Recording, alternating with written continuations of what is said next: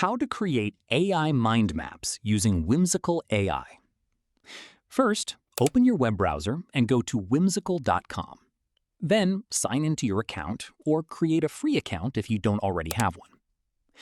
Once you're on the Whimsical dashboard, click New Board. Next, choose Mind Map from the available board types. Once the board opens, click the AI option or Generate with AI, depending on the current interface. Now enter a prompt describing the mind map you want to create. For example, type, "Create a mind map about artificial intelligence with branches for machine learning, deep learning, natural language processing, computer vision, and real-world applications."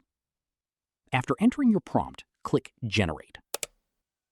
Whimsical AI will automatically create a structured mind map with a central topic and connected branches.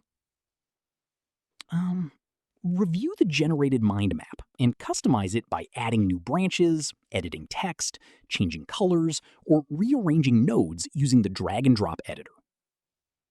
When you're finished, click Share to collaborate with others, or Export to download your mind map as an image or PDF if that option is available. That's it! You've successfully created an AI mind map using Whimsical AI.